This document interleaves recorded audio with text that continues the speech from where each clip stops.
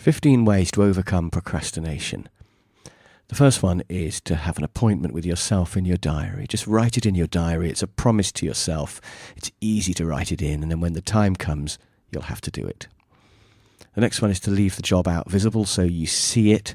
It's much easier to put something out of your mind if you can't see it, so leave it out where you can see it. Next one is to break large tasks into chunks and think to yourself, I'll just do the first bit. All I'll do is get the file out. All I'll do is plan the structure. I won't actually write it. And psychologically, it's much easier to do if it's just a small starting effort. The next method is to have a fixed routine. Always do your filing on Friday afternoon. Always work through your emails in the first half an hour of your day, whatever it might be. Once you've got a routine, you don't question it anymore. Works very well with exercise, for example. The next method is to reward yourself. A bit of bribery, maybe give yourself some chocolate after you've done a job, or tell yourself that once you've finished a big task, you'll go out and have a curry, or buy yourself some new shoes, or something like that. The way reward works is that it's tempting the subconscious part of your brain to stop resisting.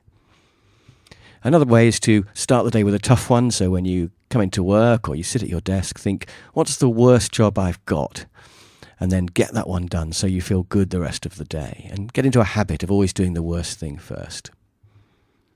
The next method is to delegate the job if you can, if there's someone you can give it to or someone you can pay to do it. There might be somebody who would enjoy doing it more than you, maybe somebody else you can send to a meeting, for example, instead of yourself. Another way is to see the task as an opportunity, to tell yourself that actually, as well as getting it done, it may lead to other benefits. What other benefits could you think of that could flow from doing this task? The next thing is to think about energy levels. It could well be that if you feel a bit tired, didn't sleep very well, went to bed a bit late, maybe ate too much the previous day, that your energy is lower. So think about improving your energy levels by looking after yourself in terms of exercise, food and sleep. The next idea is to plunge in and get started. Just do the first bit, make the first phone call, start typing and just plunge in there. And once you've started, you're on a roll and you'll be quite happy, perhaps enjoying it more than you thought and keen to get it finished.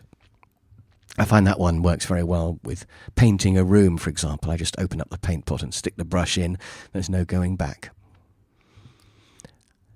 Another way to do it is to visualize the future, both or either good or bad. So you think, how great will it be to have got this job done? Won't it feel wonderful? Conversely, if you don't do it, how bad might things be? And paint a great big terrible picture of everything going wrong because you didn't do this job. Might be enough to make you think, I really need to do it. I've got 3 left to go. The next one is to have a desk which avoids distractions. So have a nice tidy desk. If you've got tempting things lying around on your desk, like, newspapers to read and an email bing coming up all the time telling you you've got another message, it's very easy to put other things off and just do the distractions. Penultimate one is to have a taskmaster. Get an official nagger, somebody who's going to say, have you done that yet? When are you going to do that? It's very easy to be the nagger. So by asking somebody to be your nagger, it's easy for them and it helps you a lot. So get an official nagger, possibly bribe them, even say to them, if I haven't done it by the end of the week, I'm paying for lunch, something like that. Give it some edge. Finally, enjoy the task. Find a way to make it fun or enjoyable. You never know. If you can do that, if you can mow the lawn with loud music banging through your headphones, for example, maybe you won't put it off. So there we are, 15 strategies to beat procrastination.